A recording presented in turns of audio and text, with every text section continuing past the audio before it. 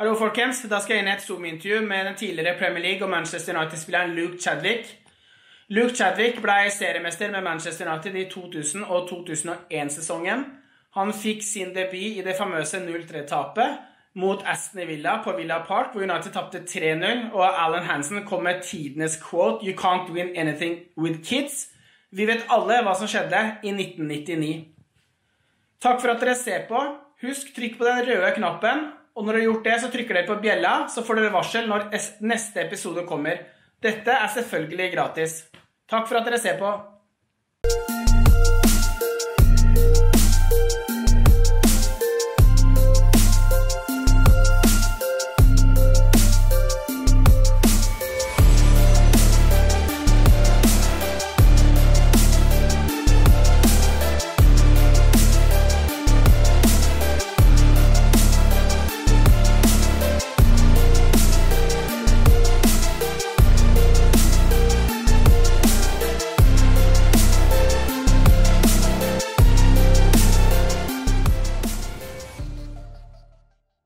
So, how are things at the Football Fun Factory and during COVID-19 and these last couple of weeks? Yeah, it's very challenging. Obviously, we got another lockdown in England, so we had to suspend all the programs. But it's we come out of it next Wednesday, I think. But it's all a tiered system over here. It's all quite complicated in the UK at the minute. How is it where you are? In Norway, it's not so bad as it is in England, but they advise us to stay inside and be careful to be 2 meters away from each other, etc. So, spending a lot of time at home. So, yeah, strange time. Yeah. You played your first game for Man Utd against Aston Villa in the League Cup. Could you take us through that day and have you experienced your debut as a player? Yeah, it was, like you say, in the League Cup, it was a time where the manager played a lot of the young players in them League Cup games. So I remember getting told the day before the game that I'd be starting. And obviously, as an 18-year-old boy, I was hugely excited, hugely nervous. Yeah. And I remember getting to the game at Villa Park, which is a incredible stadium, and just for the first time playing in front of that many people, it was a memorable occasion. We got beat on the night. I think it was 3-0, but even though we got beat, I was still absolutely buzzing that I'd experienced playing for the first team at Manchester United, and it was something that I'll, of course, always remember as the first game that I ever started for the club. Yeah. That was also the game when Alan Hansen said that you can't win anything with the kids, wasn't it? Yeah, I remember him saying that. I think that was he ate his words after that a little bit with obviously the fantastic players that came through and went on to have incredible careers at the club. Yeah. What was it like for you as a young player when you had to compete with players like David Beckham and Ryan Giggs to get playing time on the pitch? Were they like role models and like mentors for you as a young player as well when you played? Yeah, definitely. I don't think I weren't sort of thinking that I was going to get in the team ahead of these players. They were such incredible football players, but at the same time, it was a great learning experience to watch them play and train closely with them every day. So it was always a great honour, and even to be considered an understudy for them was incredible for me. Yeah, I understand. Could you tell us what it was like to have Sir Alex Ferguson as a manager when you were young, and did you ever experience the famous hairdryer as a player? Yeah, he was obviously he's one of the most incredible people that I've ever been fortunate enough to meet in my life. I remember coming through as a young player and signing for the club as a schoolboy, as a 14-year-old, and it was him that phoned up my mum and asked her if her permission for me to sign for the club. And it was the small details that he'd go to. The way he treated everyone was incredible. He'd treat the dinner ladies and the kit men just as well as he'd treat Roy Keane or David Beckham. He was had everyone at the football club pulling in the same direction, and everyone wanted to work hard for him. There was no better feeling than the manager saying, well done to you. It was what everyone was craving at the club. At the same time, when he had a go at you, if you got the hairdryer treatment, as it's known, it was, of course, really scary because he was having a go at you. But the worst feeling was that you'd let him down, because he was the one person you didn't want to let down. You wanted to work as hard as you possibly could for him, because the way he was as a person and the way that he led and ran that football club. Yeah. Back in 2001, you achieved not what many have done. You have won the Premier League with Man Utd. How was that to win a Premier League title? And could you take us through that day and tell us how even the party went after with the players and how we celebrated? Yeah, it was obviously memorable. Something I know I didn't play a huge role in the team that won the league, but made enough appearances to get a medal.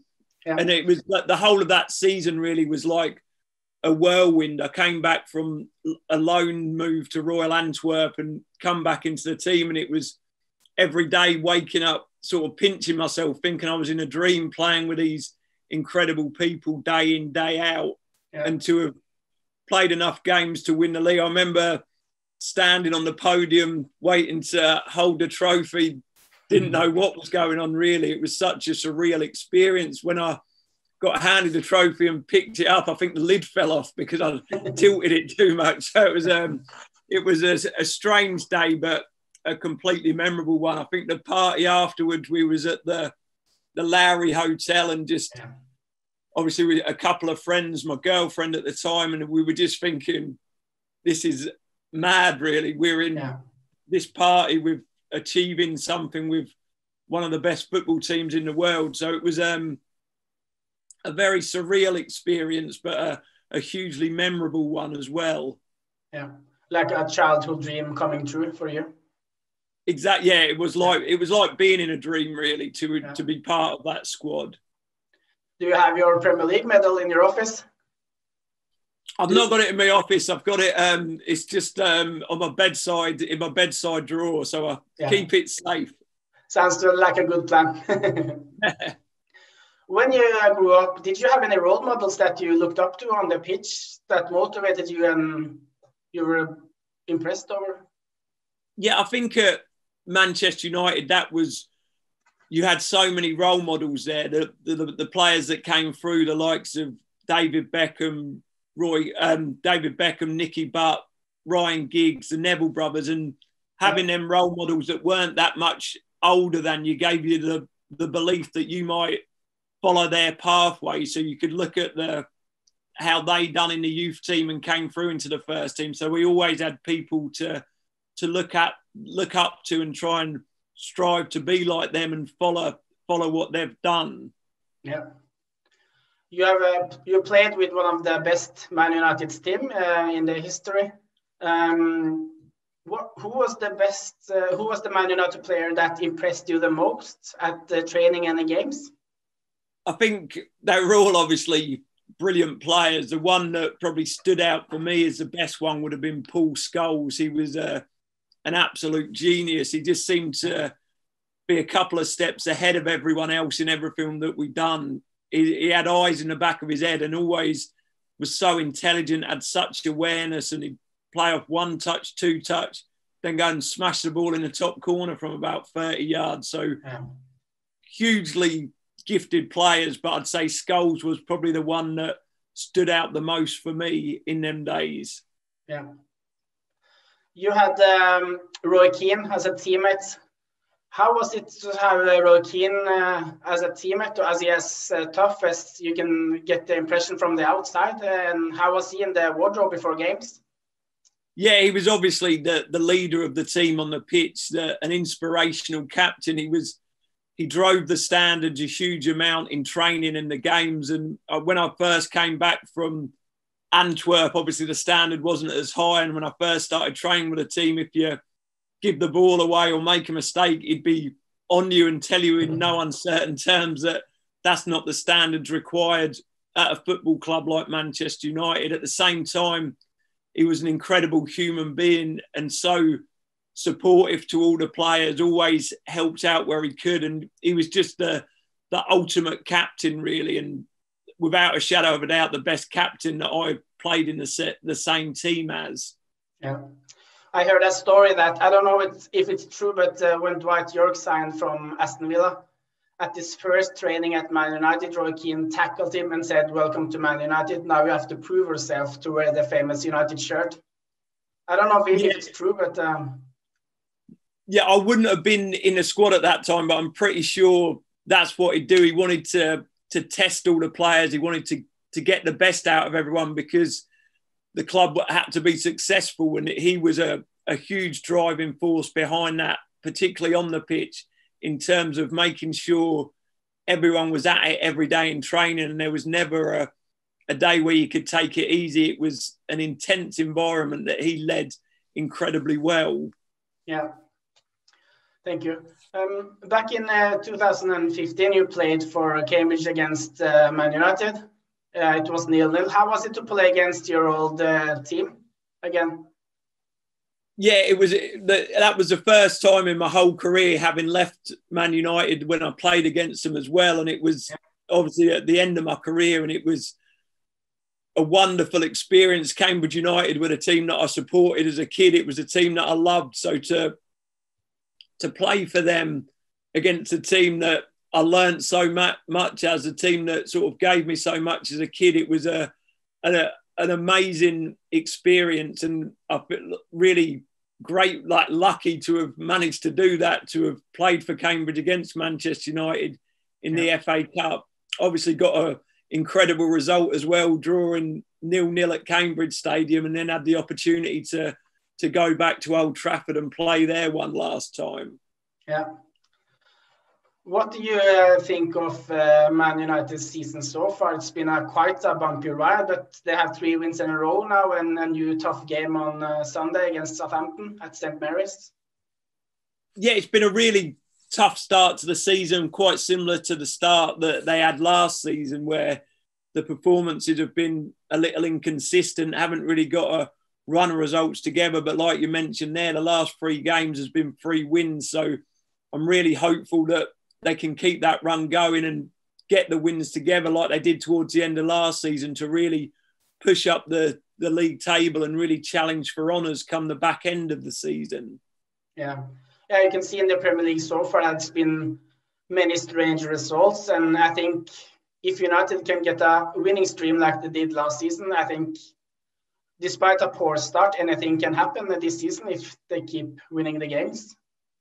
Yeah, definitely. I think this season's going to be as open as it's ever been. Obviously, it's a hugely strange situation with no fans in the stadium, which in turn has thrown up some strange results as the season's gone on. So like you say, if the club can put a run together and keep them wins coming, I'm sure they can get up towards them top 3 spaces again. And if other teams are inconsistent as well, potentially have a go at winning the league, although it's going to be incredibly tough with the start that they've had.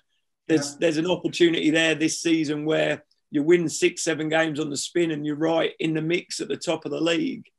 Yeah. You have played in front of thousands of people. How much do you think it affects the players to play without the fans, especially at Old Trafford? Yeah, I think it's such a weird state of affairs at the moment, and some clubs have dealt with it better than others. Some teams have performed well with no fans in the stadium, but it's hard for the players. But at the same time, they're professional football players, and you've got to do your job. You've got to go out there and try and win games. It's particularly eerie inside Old Trafford because it is such a huge stadium, and with no fans in there, it probably does make it tough. And you can see in a lot of the performances, it takes a while for the game to get going. The first 10, 15 minutes are usually quite flat, but it's up to the players and the staff there to create that atmosphere and to turn it into a proper game, because that's what it is. There's points on the line. So hopefully there'll be fans back in the stadium very, very soon. But at the moment, it's just a case of getting through these times and getting some wins on the board. Yeah, I agree. Man Utd have a lot of midfield players this season, and sometimes it seems like Ole can't find the right combination to use on the midfield. Do you think it's a problem for Ole or a luxury problem that you have so many midfielders? Yeah, I think it's always good to have competition, and there's obviously strong competition in them midfield positions. The team seems to have been most effective and got the best results with two more maybe defensive players, not as flair players, with the likes of McTominay and Fred doing a really good job in there, and Matic at time. Because I think Fernandes is the most important player in the squad with what he's doing at the moment. And it does seem to be like the team's built around him, and rightly so, because he's the man that's getting the goals, getting the assists and getting the club winning games. So it's interesting to see. I think he's still sort of tinkering with it a little bit, trying to find the best route to go down. I know Van der Beek was good in the Champions League game. I'd love to see him on the pitch a little bit more. But while the team's winning games, I'm sure he'll stick with the McTominay and Fred, or the Fred-Matic combination, which is protecting the back four a lot more, with a lot more clean sheets recently and less goals conceded. And they were much criticised towards the start of the season, but at the same time probably didn't have the protection in front of them to support them to help them get the clean sheet. So it's a real balancing act of getting the flair players in the team that are going to make the team tick going up the pitch, but at the same time being sound and solid at the back to protect David De Gea and the back four. Yeah, I agree. I fully agree. United have a young player, a young starlet in Mason Greenwood, a massive talent. How far do you think he can reach at Man Utd? He's got all the tools to be a world-class player. He obviously burst on the scene last season and was fantastic the way that he plays. I don't think there's many better finishers than him in the game off his right and left foot already, and he's only 19 years old. I think the future's incredibly bright, and he could be a shining light at the club for years to come. He's had a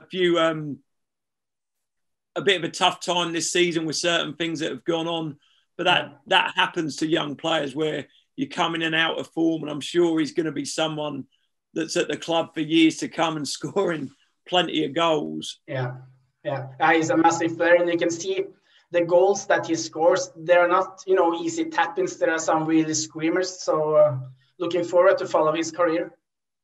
Yeah, and his technique's phenomenal, really, with his right and left foot, and the way that he manipulates and manoeuvres the ball to get shots off. A lot of the goals he scores reminds me a little bit of Ollie, where he shifts the ball and then gets a shot off really quickly through defenders' legs where the goalkeeper's not sighted. And he's certainly got a great man to learn from in Ole Gunnar Solskjaer in terms of goal scoring and finishing inside the box. And he's also got the ability to score from distance as well. Yeah. A month ago, United got Telles and Cavani on the transfer deadline day. What are your thoughts about the signings of those two players, and how do you think they can? What do you think they can bring to the club? Yeah, they're obviously both hugely gifted players. I didn't know a huge amount, or not seen Telles play all that much before he signed. He obviously come into the team against Paris Saint-Germain playing as a left wing back and was very impressive that evening. Then unfortunately he got struck down with coronavirus and we didn't see him again for a few weeks. But again, he's come back in the team and he just offers a little bit of freshness. I think something a little bit different. He's got a huger range of attributes, gets forward really well, defends really well, and looks like, again, offers competition to Luke Shaw down that left-hand side of the defence. So again, that's brilliant for Ollie to have two fantastic players to choose from. I think Cavani's record speaks for itself, really. He's had an amazing career, scoring goals in various European leagues, and you can see what strengths he's got. He's a real penalty area player. His movement is incredible to get across the front post from crosses. And I think the more that United can get the balls in the box and the more Cavani's on the pitch, the more goals that they're going to score, which has been a problem at the times this season, particularly at Old Trafford in the Premier League, where they've struggled to break teams down. And I think he's a massive signing, and hopefully he can get on a goal trail and have a real effect in the Premier League as well as the Champions League. Yeah, yes. What do you expect for Man United the rest of the season? I really hope that the form picks up and they continue on the run they're going now. I think they've got a strong squad there. They seem to have sorted out the issues that they had earlier in the season within the back four, and that looks a lot more solid now. And I think that gives the confidence to the players further up the pitch that they can go and do their bits and pieces. I think them key players have been inconsistent at times. The likes of Rashford, Martial, who are wonderful players, have not always been at their best this season. But I think once Ollie gets the jigsaw right and gets the right starting 11 there, that there's loads to look forward to throughout the rest of the season. Yeah. After you retire, you now work as a head coach at the Football Fun Factory. How do you like this side of the game? Yeah, I thoroughly enjoy it, to be honest with you. I spent my whole life in professional football, obviously as a player for 17, 18 odd years, then went into coaching at a professional club. And it's obviously hard when you stop playing football to fill that void. And I just went down the coaching route. I didn't really have a plan for when I finished playing and ended up coaching in an academy environment. I didn't really enjoy it as much as I should. So when I had the opportunity to help set up the Football Fun Factory, it's something completely different that I've ever done before, but something that I'm really enjoying. And as you say, it's completely different. It is all around just children having fun and sort of festering a love for the game rather than becoming a professional footballer. It's all about developing a love for football, enjoying doing it, at the same time promoting really positive life skills like teamwork, communication, sportsmanship, and we celebrate that on our sessions just as much as someone scoring 10 goals in a session or anything like that. So it's hugely rewarding and something that I'm very much enjoying being a part of. Yeah. Thank you so much, Luke, for your time. It's been a nice talking to you. No, it's lovely meeting you, Tim. It's been nice chatting to you. So I hope maybe when it's safe again, I'll take a trip to Cambridge and hope to see the Football Fun Factory and might meet you. Yeah, definitely. We'd love to welcome you to one of our sessions. It'd be good to catch up when we finally get the opportunity to travel around again. Yeah. Thank you so much. Have a great weekend and stay safe. You too, Tim. Take care, mate. Thank you. Goodbye. Bye-bye. Da vil jeg takke for at dere tok dere tiden for å se på dette intervjuet med Luke Chadwick. Følg med her på YouTube-kanalen Unitedtim fremover for mye spennende episoder og mye spennende intervjuer. Husk, trykk abonner-knappen, så bjella, selvfølgelig gratis, så får dere varsel om hva som skjer fremover. Vi snakkes!